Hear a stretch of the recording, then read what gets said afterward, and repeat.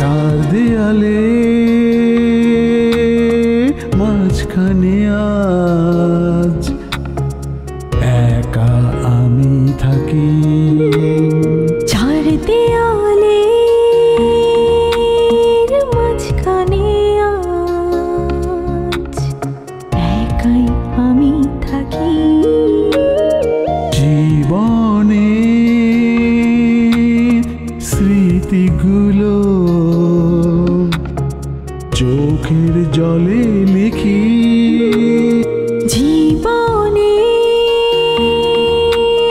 স্মৃতিগুলো চোখের জলে লিখি। নিঃসঙ্গ জীবন আমার আড়ালে ঢাকি। নিঃসঙ্গ জীবন আমার আড়ালে ঢাকি। মনের স্মৃতিতে এখন আলপনা কি। মনের স্মৃতিতে এখন আলপনা কি। মনের স্মৃতিতে এখন আলপনা কি। মনের স্মৃতিতে এখন আলপনা কি। যে মেয়েকে তার বাবা বাড়ি থেকে বের করে দিয়েছে, সে মেয়েকে ফুলের মালা পরিয়ে তুমি আমার বাড়িতে এনে তুলেছ। আমার কিছুই করার ছিল না বাবা। আপনি আমার জায়গায় থাকলে আপনিও এটাই করতেন। মধ্যস্থতা নয়, একটা বন্দোবস্ত, যাতে দীপক কল্পনাকে বিয়ে করতে রাজি হয়, কোনো রকম আপত্তি না করে। এখন তুমি আমাকে সাহায্য করবে। কিভাবে সাহায্য করব আমি আপনাকে? কিছু খোলাসা করে বলেছেন, আমি কিছু জানি।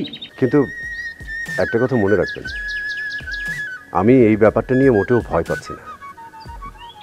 কারণ আমি জানি কল্পনা সত্য কথাটাই বলবে। আমাকে তুমি ক্ষমা করে দিও। বাবা অনেক তো চেষ্টা করেছেন, থাক না, আমি ভালো আছি। তোমার কিন্তু আরেকটা মেয়ে আছে না? ওর কথাও তো ভাবতে হবে। তুমি যাও তো, যাও। এ ব্যাপারে আমি তোমার সঙ্গে পরে কথা বলবো। যাও। ঠিক আছে, আসি। নমস্কার। ও আমার শাহেরি, আমার নাই তো কোথাও কোনো ঠাই। বাহ, খুব সুন্দর গান করো তো তুমি।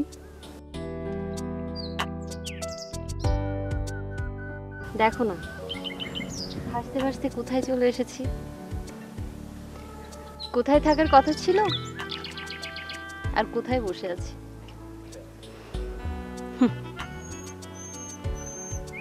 মেয়েরা তো তাই, জল পেলেই শুধু ভাসতে চায়। আমি তো ভাসতে চাইনি, আমি নিজের জন্য একটা ঠিকানা রেখেছিলাম, নিজের মতো বাঁচতে চেয়েছিলাম, কিন্তু তা আর হলো না। এত অধৈর্য হচ্ছ কেন? এখনো তো সময় ফুরিয়ে যায়নি, অনেক সময় আছে। আমাকে যে এত সান্ত্বনা দিচ্ছ, কিন্তু নিজে কি করছো শুনি? অনেক বছর তো অপেক্ষা করলে, আর কতদিন? আমি তো কারোর জন্য অপেক্ষা করছি না, শুধু বেঁচে আছি, কিন্তু বাঁচার তাগিদ নেই। যাকে চাও তাকে বলছো না কেন, যে তোমার হাতের এত কাছে থাকে? কার কথা বলছো? টুকু? ও তো একেবারে পাগল বাচ্চা। তুমি কি ভেবেছো আমি অনেক বোকা? তুমি কেন আমাকে দেখতে গিয়েছিলে সেটা আমি বুঝিনি? না কল্পনা, আমি তো কেবল তোমায় দেখতে গিয়েছিলাম, আর কিছু না তো। না, তুমি শুধু দেখতে যাওনি, তুমি দেখতে গিয়েছিলে তোমার ভালোবাসার মানুষটা কোন মেয়েটিকে পছন্দ করেছে তাকে দেখতে। আমি একটা মেয়ে আরেকটা মেয়ের মন বুঝবো না? আমি কেবল দেখতেই গিয়েছিলাম, তুমি শুধু বাড়িয়ে ভাবছো। আর আমার তো কাউকে পছন্দ করার অধিকার নেই। শোনো, অধিকার নিতে জানতে হয়, আর তার জন্য দরকার হয় সাহস। তোমার অনেক সাহস না? সাহস না হলে কি বিয়ের আসর থেকে কোনো মেয়ে পালিয়ে যায়? তারপর তারপর কি হলো বলো না। না সই, এটা জানতে ছিল না। এটা অনেক গোপন। কিছু গোপন মনের গোপনে রেখে দিতে হয়। চলো।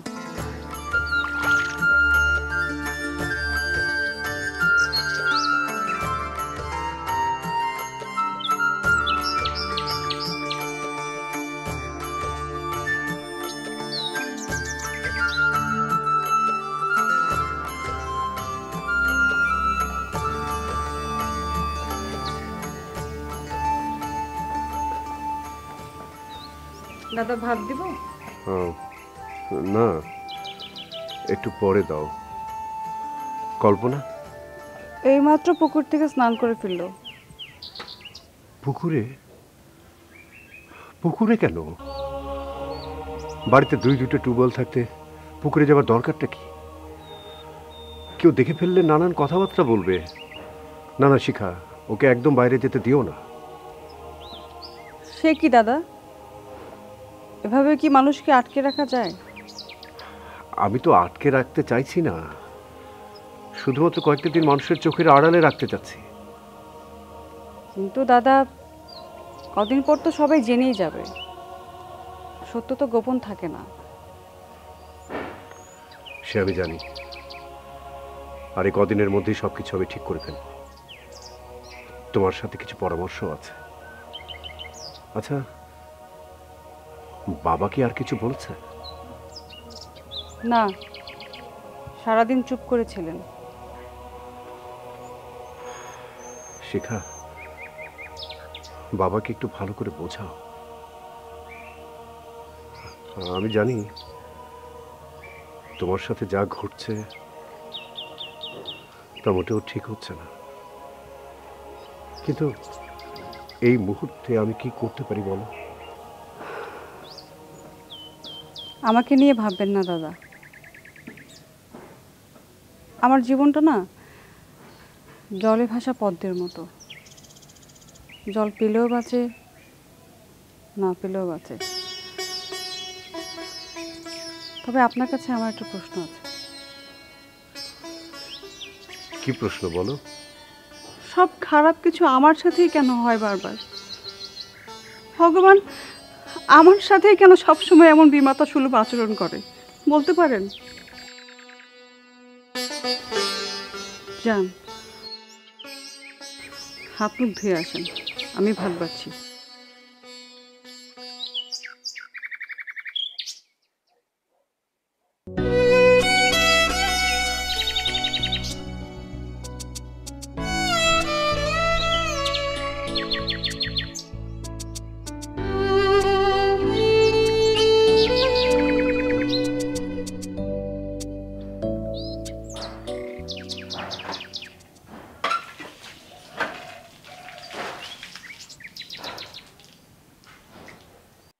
তোমার কি মনে হয় এতে দীপক ভয় পেয়েছে?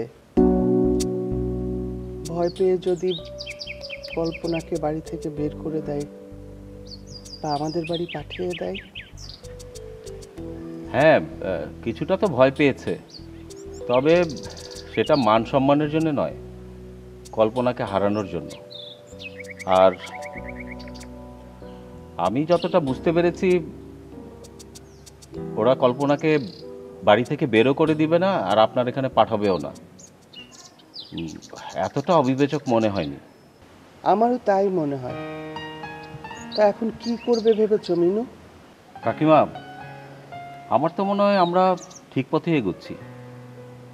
একটু চাপ দিয়েছি, এতেই সে কল্পনাকে রাখার গুরুত্বটা বুঝতে পারছে। আর একটু চাপ দিলে সে বিয়ে করতে রাজি হয়ে যাবে। কিন্তু একটা প্রশ্ন তো থেকেই যাচ্ছে। কি প্রশ্ন? কল্পনা কি আসলে দীপককে বিয়ে করতে চায়? যদি শেষ সময় কল্পনা দীপককে বিয়ে করতে না চায়, যদি বেঁকে বসে? এটা ঠিক, কিন্তু কল্পনার হাতে তো আর কোনো বিকল্প নেই দীপককে বিয়ে করা ছাড়া। হ্যাঁ, তা হতে পারে, কিন্তু ব্যাপারটা যদি এমন হয় যে কল্পনা দীপকের কাছে আশ্রয় নিয়েছে কদিনের জন্যে, মানে ঠিক প্রস্তুতি নেওয়ার জন্যে। তারপর যদি সে সাজুকে আঘাত করে। এই জন্য তোমরা কল্পনার সাথে দেখা করবে যেমন আগে করতে, তারপর বোঝার চেষ্টা করবে ওর পরিকল্পনা কি, আর এটাও বুঝিয়ে দেবে যে এই বাড়িতে ফেরার আর সুযোগ ওর নেই, তখন আর তার কোনো পথ থাকবে না।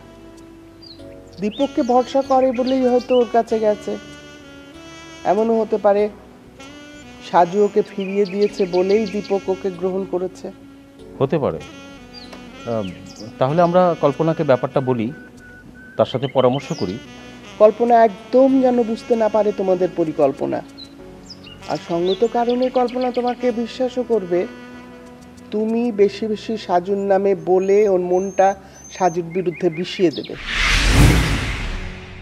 যেন সাজুকে ভুলে দীপককে বিয়ে করতে রাজি হয়, সেই চেষ্টাই করবে। কিন্তু সেখানেও তো আপনাদের একটা মতামতের প্রয়োজন হবে। হ্যাঁ, আমার আবার মতামত? এই বিষয়ে আমার কোনো মতামত নাই।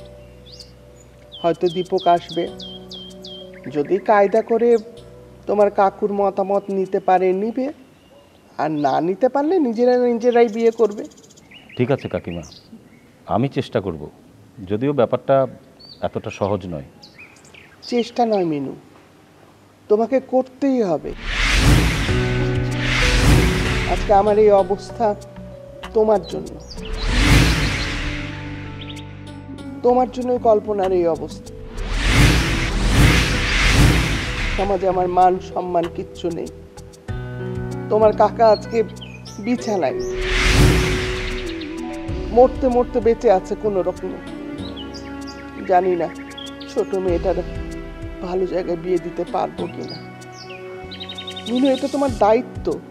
জি কাকিমা, আমাকে আর কিছু বলতে হবে না। দেখো মিনু, তুমি যদি ভাবো আমি কৌশল করছি, বিষয়টা সঠিকও না আবার ভুলও না। মানুষ তো মানুষের সাহায্য নিবেই, আর আজ যদি কল্পনার ভালো কিছু হয় তুমি তো ভালোই চাইবা নাকি? যাই হোক, দেখো তুমি তোমার মতো চেষ্টা করো, ভগবান ভরসা। ঠিক আছে।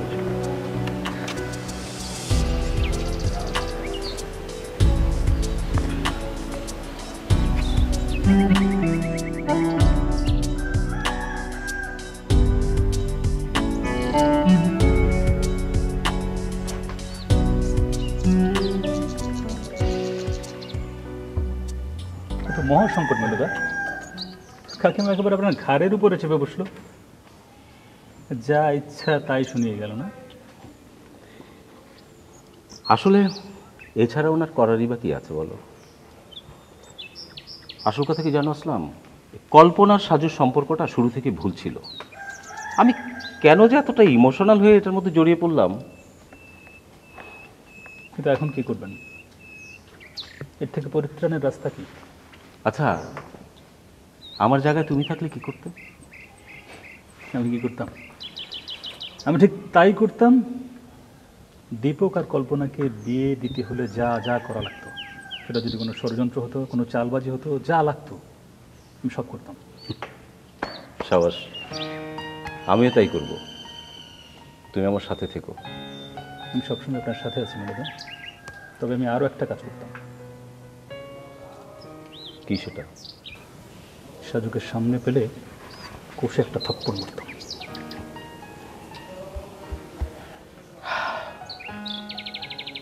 আমি কারো প্রাপ্য বাকি রাখি না আসলাম।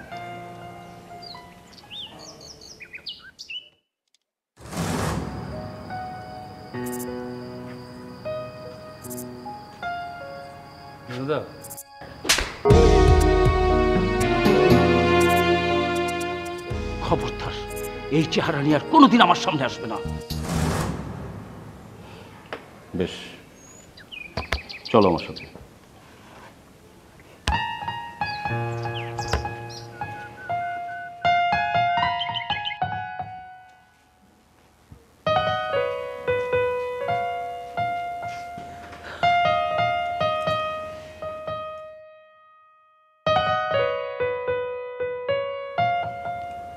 আপনার সাথে আমার কিছু কথা আছে, কিন্তু কথা দেন রাগ করতে পারবেন না। আচ্ছা, আগে কি বলবে শুনি, তারপরে দেখা যাবে। আগে বলেন, রাগ করবেন না। আচ্ছা ঠিক আছে, তুমি বলো, কিন্তু একটা কথা, কল্পনাকে এই বাড়িতে ঢুকতে দেওয়ার ব্যাপারে কোনো কথা বলতে পারবে না। ঠিক আছে, বলবো না, কিন্তু কথাটা এই প্রসঙ্গেই। আজ পর্যন্ত আমি আপনার মুখের ওপর কোনো কথা বলিনি। আজ আমি বলবো, আপনি শুনবেন, অন্তত এই বিষয়টা। আচ্ছা বলো। আমি চাইছি দীপক কল্পনাকে বিয়ে করুক। আচ্ছা তুমিই বলো, দীপক কেন কল্পনাকে বিয়ে করবে? এত কেলেঙ্কারির পর দীপক কেন কল্পনাকে বিয়ে করতে যাবে? দীপকের জন্য কি মেয়ের অভাব পড়েছে দেশে? এই যে আবার রেগে গেলেন। আজকাল না আপনার কথা বলাটা খুব বেড়েছে। আগে ধৈর্য ধরে কথা শুনেন, তারপরে বলবেন। আচ্ছা আচ্ছা বলো তুমি। দীপক বিয়ে করতে রাজি না হলে তাকে বাধ্য করা হবে। বাধ্য করবে? দীপককে? কিভাবে? সেটাই তো বলছি, দীপক বিয়ে করতে বাধ্য হবে, সেই জাল আমি বিছাবো। কি বলো সঞ্চিতা, এত বড় পাপ তুমি করবে? ব্রাহ্মণ হয়ে এত বড় পাপ তুমি কি করে করবে? আমাদের তো নরকেও ঠাঁই হবে না। তুমি এখনো স্বর্গ নিয়ে আছো। একজন ব্রাহ্মণের মেয়ে বিয়ের রাতে একটা মুসলমান ছেলের জন্য পালিয়ে যায়, সেদিনই তো স্বর্গের দরজা বন্ধ হয়ে গেছে। এখন ব্রাহ্মণ ছেলের সাথে বিয়ে দিয়ে সেই স্বর্গের দরজা খোলা যায় কিনা সেই চেষ্টাই আমি করব। তোমার পরিকল্পনাটা কি জানতে পারি, যদি তোমার কোনো আপত্তি না থাকে?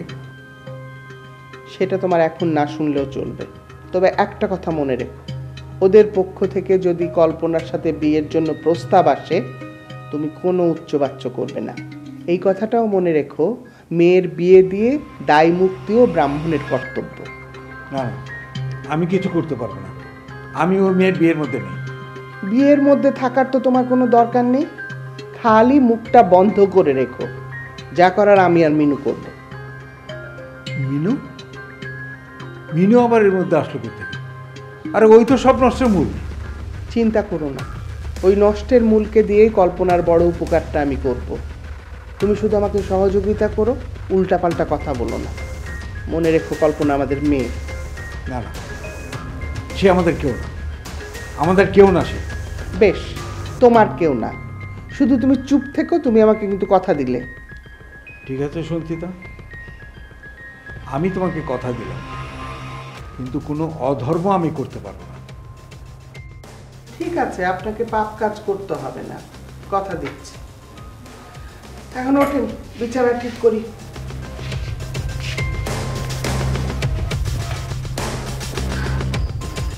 আমি এখন কি করব বলুন? আপনি যা বলেছেন আমি ঠিক তাই করেছি, কিন্তু কিন্তু বাবা যে আমার উপস্থিতি একদম সহ্য করতে পারবেন না, সেটা আমি একদম ভাবতেই পারিনি। বিশ্বাস করুন, আমার যদি আর যাওয়ার কোনো জায়গা থাকতো, আমি আপনাকে এত বড় বিপদে ফেলতাম না। না না কল্পনা, আমি তোমাকে কোনো দোষ দিচ্ছি না, বরং তুমি এখানে এসে খুব ভালো করেছো। ব্রাহ্মণের মেয়ে যেখানে সেখানে যেতে পারে না।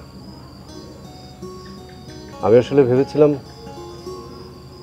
তোমার বাবা যদি তোমাকে মেনে নিত, তাহলে আমার পরিবারের সঙ্গে কথা বলে তোমাকে আবার বিয়ের প্রস্তাব পাঠাতাম। কিন্তু সেদিন রাতে তোমার বাবা যে তোমাকে এভাবে প্রত্যাখ্যান করবে আমি সত্যি আশা করিনি। আসলে বাবার কি দোষ বলুন? দোষ তো আমারই। আমার জন্য তার মান সম্মান ধুলোয় মিশে গেছে। উনি রাগে অভিমানে এমনটা করেছেন। আমি সেটা বুঝি, কিন্তু এই মিনু সাহেব আর আসলাম সাহেবের আগমন এবং তাদের কথাবার্তা আমাকে খুব ভাবিয়ে তুলেছে কল্পনা।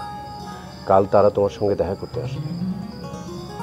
তারা একরকম দাবি করছে যে আমি তোমাকে নাকি কিডন্যাপ করছি। কি বলছেন আপনি? তা হবে কেন? আমি তো এখানে নিজের ইচ্ছে এসেছি। বিতর্ক তো এখানেই। ওদের দাবি সমাজ নাকি অগ্রাহ্য নাও করতে পারে, তখন আমাদেরকে জেলের ভাত খেতে হবে। মামলা মোকদ্দমার ব্যাপার আর কি। কল্পনা, তোমার উচিত হবে ওদেরকে সত্য ঘটনাটা জানানো। আচ্ছা আসুক ওরা, আসলাম আমার বন্ধু, আসলে আমি ওদেরকে বুঝিয়ে বলবো। আপনি এটা নিয়ে একদম চিন্তা করবেন না। আরেকটা কথা বলি, অবশ্য তুমি যদি কিছু না মনে করো, অবশ্য এটা ভাববার কোনো কারণ নেই যে আমি সুযোগ বুঝে কথাটা তোমাকে বলছি, তাহলে আমার কিন্তু খুব আত্মসম্মানে লাগবে। আপনি বলুন। মানে সব কিছু যদি আগের মতো হয়ে যায়, তাহলে তাহলে কি আমরা দুজনে আবার নতুন করে জীবন শুরু করতে পারি না কল্পনা? যদি আগের মতো সব কিছু ঠিক না হয়,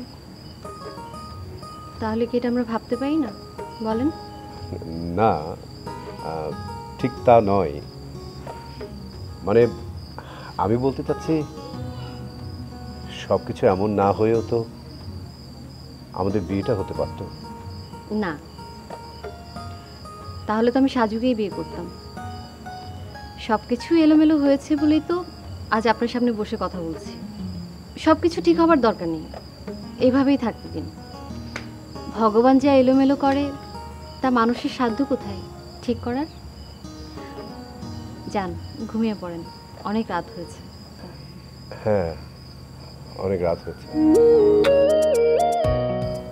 চলি। শুনুন, সব কিছু এলোমেলো হয়েছে ঠিকই, নতুন করে আবার সব শুরু করা যাবে। আপনি ভাববেন।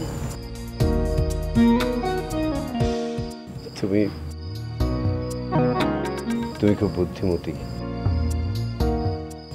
শুভরাত্রি। আপনাদেরকে তো চিনতে পারলাম না। আপনার সুপুত্র দীপক আমাদেরকে চেনেন। কল্পনার সাথে একটি কথা বলতে চাই। তোমার বিয়ে উপলক্ষে আমার পক্ষ থেকে উপহার, শুধু একটা বিনিময় চাই তোমার কাছে। কি বিনিময়? ওকে যদি এ বাড়িতে রাখতে হয়, ওর সামাজিক মর্যাদা দিয়ে রাখতে হবে। বাবা, আমি তো তাই চেয়েছিলাম, কিন্তু আপনারই তো সম্মতি পেলাম না। আসলে আমার তো তেমন চাল চুলো নেই যে তোমার জন্য কিছু করতে পারবো। তা তুমি কি করবে? আমাকে বিয়ে করবে? মনের স্মৃতিতে এখন